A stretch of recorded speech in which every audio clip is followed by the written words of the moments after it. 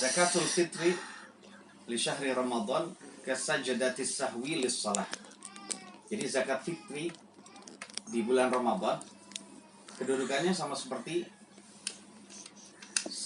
sujud sahwi ya di dalam salat. Jadi zakat fitri dalam bulan Ramadan sama seperti kedudukan sujud sahwi di dalam salat. Tajburu nuqsanas siyam. Jadi zakat fitri itu dapat menyempurnakan kekurangan dari ibadah siam Ramadan. Kama yajburus sujudu nuqsanas salat. Sebagaimana sujud sahwi yang kita ketahui itu juga bisa menyempurnakan kekurangan salat. Kadang jamaah sekalian yang rahmati Allah Subhanahu wa taala, kalau kita mempelajari fikih dari sujud sahwi, maka suatu saat kita lupa melaksanakan tasyahud awal, lupa gitu ya, sehingga langsung rakaat berikutnya, maka kita jangan turun, nggak perlu. Apalagi kita sudah berdiri tegak, kemudian duduk untuk sujud, duduk untuk melakukan duduk gitu ya, melakukan tasyahud awal tidak perlu, terus saja berdiri gitu ya. Namun nanti kekurangan tidak melakukan. Nah, tasyahud awal itu diganti dengan sujud sahwi. Seperti itu pula zakat fitri bisa menyempurnakan kekurangan dari siam Ramadan. Ya, seperti itu jamaah sekalian. Nah, tentang masalah hikmah ini itu juga telah ternukil ya, dan juga tertulis dalam hadis Nabi yang mulia, hadis yang hasan yang diriwayatkan oleh Imam Abu Daud rahimahullahu taala dari sahabat Nabi Ibnu Abbas radhiyallahu anhu. Beliau berkata bahwasannya faradha Rasulullah sallallahu alaihi wasallam zakatul fitri. Jadi Rasulullah sallallahu alaihi wasallam telah memfardukan, telah mewajibkan zakat fitri, tuhratan lis-shaimi minal lagwi war rafath. Jadi dalam rangka untuk bisa membersihkan orang yang berpuasa dari perkataan yang sia-sia dan juga perkataan yang kotor. Itu tadi ya. Seringkali orang yang berpuasa mengatakan yang demikian itu. Nah, ya, tentu saja ini bisa mengurangi pahala puasa kita, bisa mengurangi kesempurnaan siam Ramadan kita. Nah, dan itu tentu saja berdosa, bermaksiat pada Allah. Nah, dengan adanya zakat fitri itu tujuannya adalah untuk bisa mengurangi dan juga mengurangi dosa-dosa dan juga termasuk membersihkan dosa-dosa. Waktu amatan lil masakin kata Ibnu Abbas.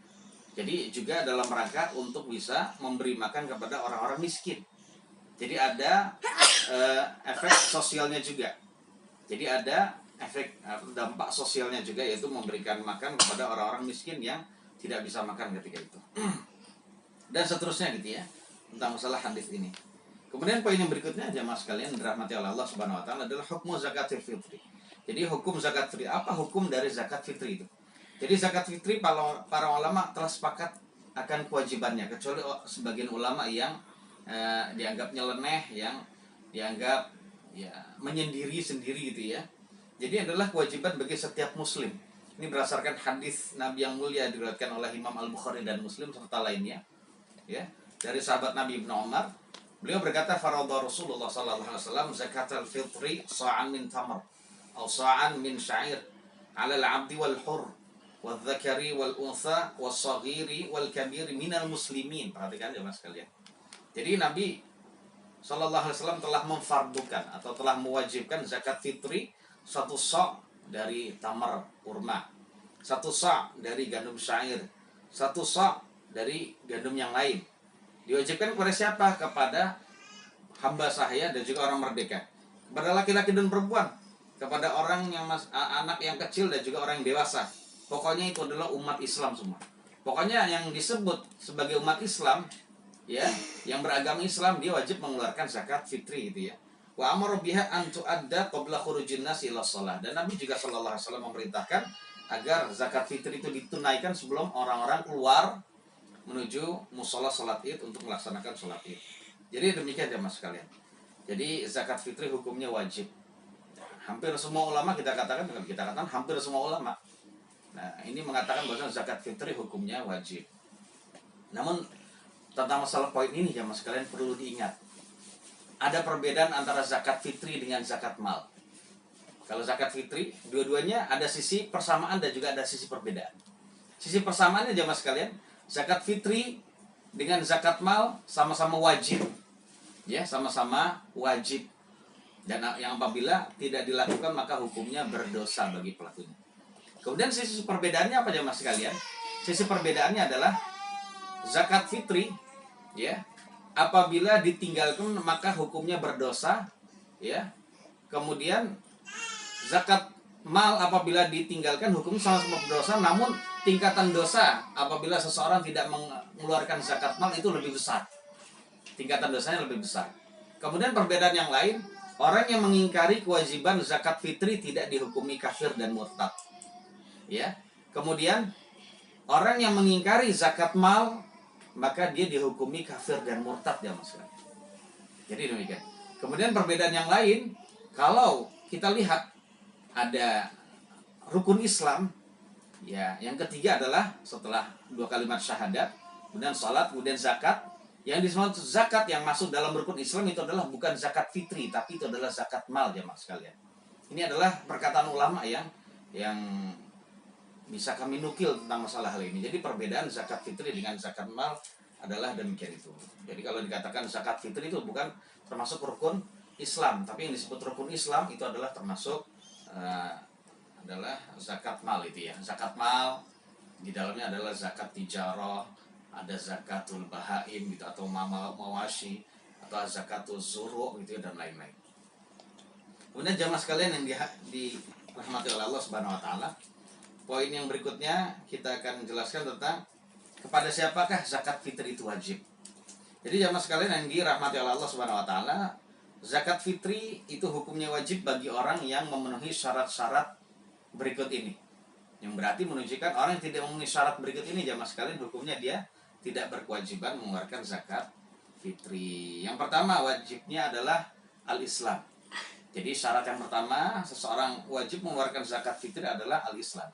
Dia itu Islam, dia seorang muslim. Jadi kalau dia sudah beragama Islam, dia wajib mengeluarkan zakat fitri. Kenapa demikian? Karena zakat fitri adalah qurbatun minal qurab, yaitu sarana untuk mendekatkan diri pada Allah atau ibadah, jemaah sekalian. Dan juga membersihkan orang yang berpuasa dari dosa akibat berbicara yang sia-sia, berbicara yang maksiat, berbicara yang porno, kotor, dan sebagainya gitu, ya. Dan ternyata pembersih dari dosa itu tidak ada pada orang kafir. Dan tidak bermanfaat bagi orang kafir. Silakan orang kafir berbuat kebaikan, namun ternyata tidak ada yang bermanfaat bagi mereka. Dan ternyata itu adalah hanya bermanfaat bagi orang beriman saja. Jadi intinya orang kafir tidak diwajibkan, namun mereka akan disiksa karena meninggalkan zakat fitri tersebut di akhirat. Karena para ulama menjelaskan jamaah sekalian bahwasannya al-kuffar mukhatabuna bi furu'is syariah. Jadi orang kafir itu sebenarnya adalah juga mendapatkan perintah, ya. Jadi mendapatkan perintah, mendapatkan perintah syariat di dalam hidup di dunia ini. Artinya ketika Allah Subhanahu wa taala memerintahkan kita sholat, maka masuk di dalamnya orang kafir. Terus orang kafir harus sholat gitu. Ya, kita katakan orang kafir sebenarnya harus sholat. Sebelum sholat dia harus Islam dulu, maksudnya gitu, ya. Ya, seperti itu jamaah sekalian. Dan mereka kalau tidak sholat akan disiksa. Jadi seperti itu keadaannya. Karena betapa banyak ayat-ayat menjelaskan bahwasannya orang kafir nanti akan disiksa gara-gara dia tidak sholat. Nah terus ketika dia sholat dalam keadaan kafir juga nggak diterima. Ya, karena apa jamaah sekalian? Terus ini yang orang kafir, kalau tidak zakat, tidak sholat, dia akan disiksa. Kalau dia melakukannya, tidak diterima. Disiksa karena apa? Ada waktu bagi dia untuk masuk Islam, kemudian melakukan sholat, melakukan zakat, dan sebagainya, namun dia tidak lakukan. Dia sia-siakan begitu saja. Itulah yang dijelaskan oleh para ulama seperti itu. Jadi intinya, yang pertama adalah Islam, jamaah sekalian. Kalau dia sudah masuk dalam Islam, ya, dalam agama Islam, walaupun dia baru sebentar saja, maka dia hukumnya adalah wajib. Itu yang pertama. Syarat yang kedua adalah al-qudratu ala ikhraji zakatil fitri, yaitu mampu mengeluarkan zakat fitri. Ini syaratnya itu. Setelah dimasuk Islam, maka dia harus memenuhi syarat yang kedua, yaitu mampu mengeluarkan zakat fitri. Nah, tentang masalah batasan dianggap mampu itu gimana ya mas sekalian? Menurut pendapat yang sahih adalah pendapat jumhur ulama, mayoritas ulama, yaitu apabila seseorang memiliki kelebihan. Jadi memiliki kelebihan dari kebutuhan bahan makanan pokok untuk dirinya, dan juga orang yang wajib dia kasih nafkah selama malam Id dan juga hari Id. Jadi seperti itu. Contoh ya mas sekalian. Seseorang untuk kebutuhan 24 jam.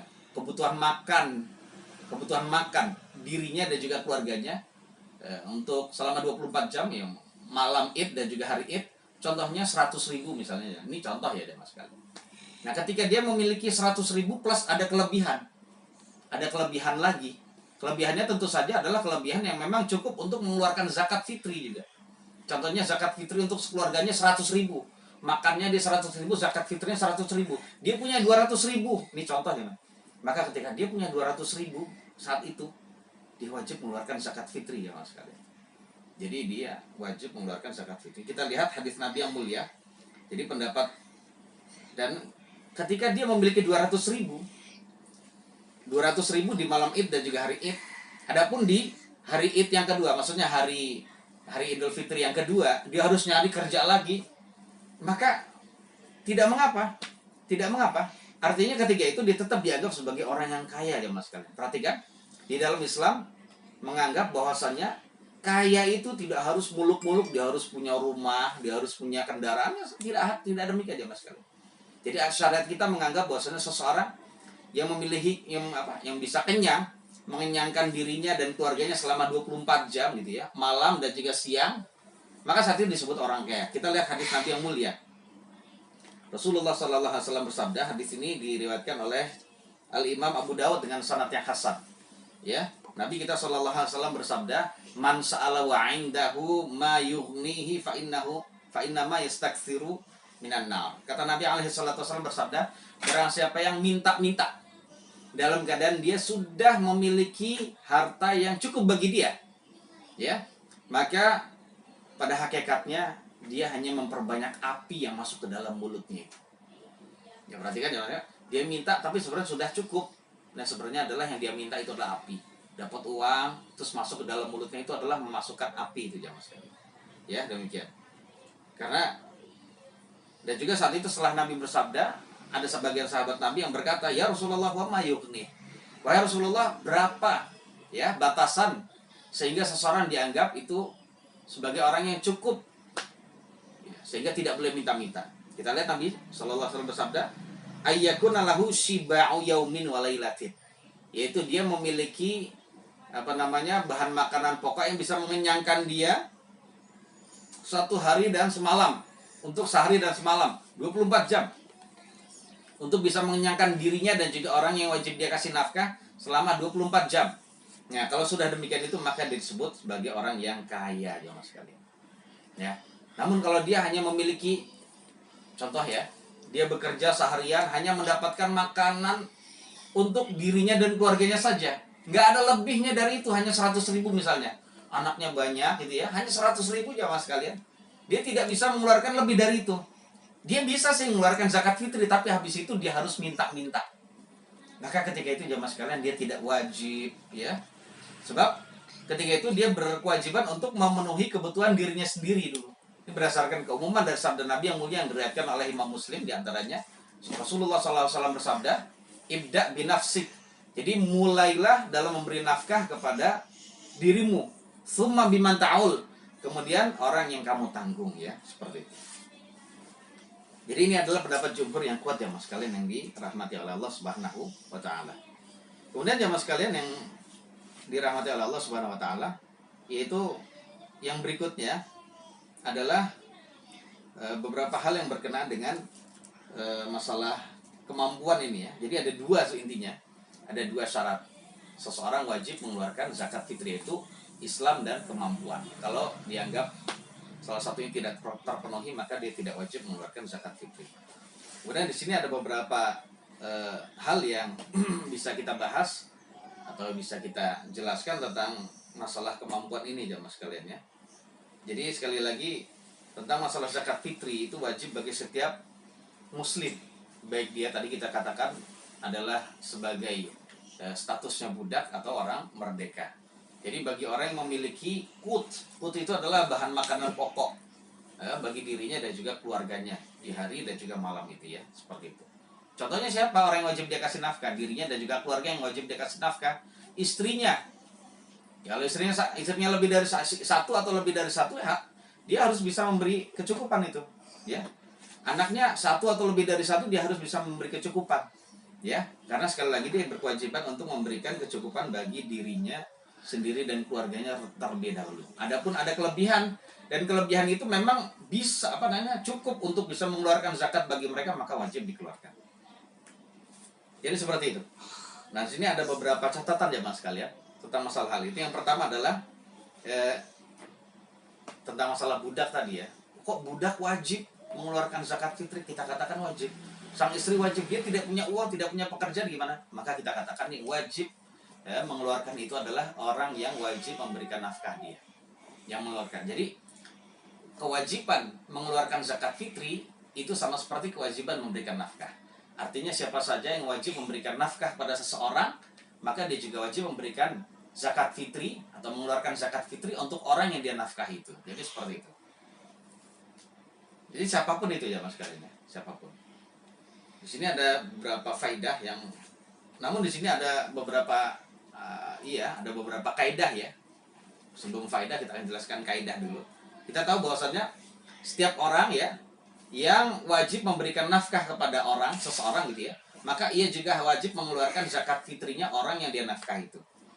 Nah, ini ada suatu kaidah di dalam kitab ya Al-Iqna fi Halli Al-Fadhi Abi Syuja'.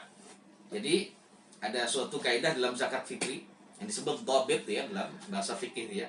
Man lazimahu fitratu nafsihi lazimahu fitratu man talzamuhu nafaqatuhu bimilkin aw qarabatin aw zawjiyatin idza kanu muslimin wa wajada ma yuaddi anhum. Perhatikan, siapa saja yang berkewajiban ya memberikan fitrah kepada diri sendiri, yang berkewajiban menunaikan zakat fitri untuk diri sendiri, maka ia juga berkewajiban menunaikan zakat fitri bagi orang yang wajib dia nafkahi. Perhatikan ya. Jadi wajib juga mengeluarkan zakat fitri bagi orang yang dia nafkahi. Entah itu diwajibkan memberi nafkah karena dia sebagai majikan. Majikan kan wajib memberikan nafkah pada budaknya. Nah, seperti itu juga majikan wajib mengeluarkan zakat fitri untuk budaknya. Begitu juga kerabat ya. Contoh ya Mas kalian. Kita merawat salah satu kerabat kita, atau contohnya adalah keponakan kita di rumah kita gitu ya. Nah, saat kita rawat di situ, kita wajib memberikan nafkah pada dia. Ya. Nah, seperti itu pula kita wajib mengeluarkan zakat fitri untuk keponakan kita atau kerabat yang lain gitu. Begitu juga pernikahan. Kita setelah menikah wajib memberikan nafkah kepada istri, termasuk juga anak kita gitu ya. Nah, seperti itu juga kita wajib mengeluarkan, seorang suami wajib mengeluarkan zakat fitri bagi orang yang wajib dia kasih nafkah itu. Jadi demikian. Itu yang pertama aja Mas kalian. Kemudian dia juga menjumpai atau memiliki apa yang dia bisa tunaikan ya untuk orang-orang yang wajib dia kasih nafkah itu. Wastusnya min hadza. Nah, ternyata ada pengecualiannya. Ada pengecualiannya. Wastusnya min hadza dhabiti masailu. Jadi ada beberapa permasalahan yang menjadi pengecualian. Ya, di antaranya ya Mas kalian, la yalzamul muslima fitratur raqiqi wal qaribi waz zaujati al kuffar wa in wajabat nafaqatuhum. Namun ternyata perhatikan, walaupun kita wajib memberi nafkah kepada orang-orang seperti budak gitu ya, seperti kerabat, seperti istri. Namun ternyata kalau orang yang wajib kita kasih nafkah itu adalah orang kafir, contohnya punya budak non muslim, ya, punya istri beragama Nasrani atau Yahudi gitu ya, punya apalagi kerabat, dia ternyata beragama yang lain, maka saat itu kita hanya wajib memberi nafkah kepada dia, tapi tidak wajib memberikan mengeluarkan zakat fitri untuk mereka. Jadi seperti itu. Kemudian ada lagi di sini.